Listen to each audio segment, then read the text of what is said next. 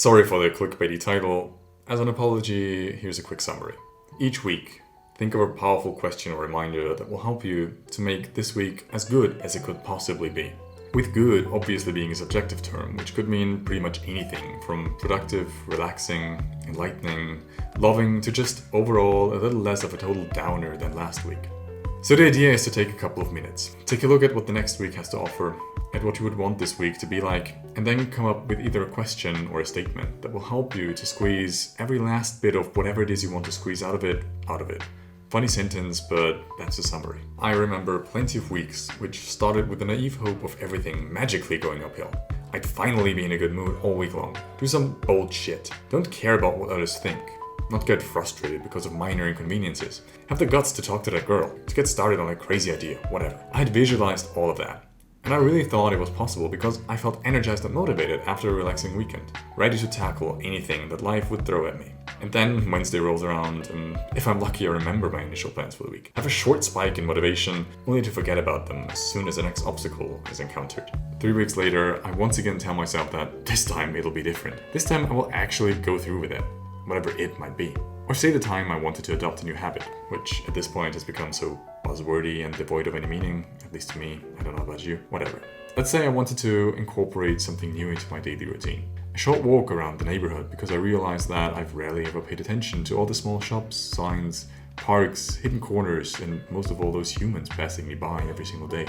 Each of them with their own tragedies, happy memories, desires, and whole worlds hidden inside of them. I just wanted to be reminded of that, in order to take all of it in, be in the moment. But I forgot because I'm human and I got stuff going on in my life. At least I like to pretend I do. Anyway, so there have been numerous occasions where some positive attitude and energy I brought into a new week initially was lost along the way. Which is okay, again, I'm just a human. But it's sad to see that potential not being utilized. And worst of all, not because it wouldn't have been feasible, even if not in all its imagined glory, but just because other stuff grabbed my focus instead. Stuff that didn't even deserve that focus in the first place. Like being trapped in thinking I need to do all these urgent yet inherently not particularly important little tasks that tend to pile up. The solution to that is, well, there is no such thing as a universal solution, sorry. The answer will be highly individual, with everyone facing their own challenges, trying to align what they want with what they are actually experiencing as their reality. One-size-fits-all solutions won't be able to provide meaningful answers to many of these situations. And as I've come to realize over the years, people usually already know what they need to do. They have the answers they are seeking. Sometimes all it takes is the right question. And I'm not going to pretend to know these questions either. But you know who does? You do. And how can you get to these questions? Well, good question. Take a look at the upcoming week. If you find yourself in the middle of a week, don't panic. Just look at the one you're already in. Are there any appointments, special challenges at work, meetings, holidays to make use of, parties, events? What do you hope to get done this week? Are there any passion projects you want to make progress on? To summarize, take a look at what you have to do and what you want to do. Right now, you're calm, able to make good, rational decisions. And of course, you won't forget about your goals for this week, right? Well, you still might. Life is chaotic. But what you can do is be like the lame version of a time traveler. Please bear with me. So, a time traveler only ever traveling forwards in time, a few days max, and lend your future version a helping hand. Not literally, as that would cause all sorts of problems and we don't want physics to collapse in on itself. But you can send yourself a message in the form of a little reminder or question. So here's an example. A while ago, I was unsatisfied with the amount of new experiences I had every day, because I basically had none. So I asked myself the same question for a week, which was, how can you create opportunities for new adventures today? And then put it in your schedule, because otherwise it's not going to happen. Another example was a little friendly reminder to myself.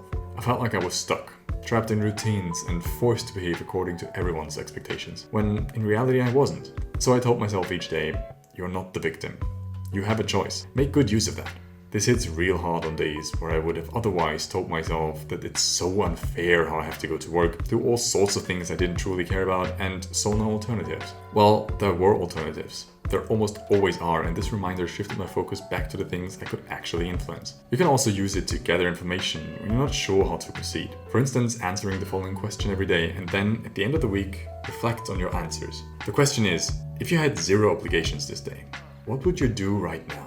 I hope those were some useful examples. Now the last part we need to talk about is how to make sure that you see those questions and reminders every day. Ideally, incorporate it into something else you already do every day.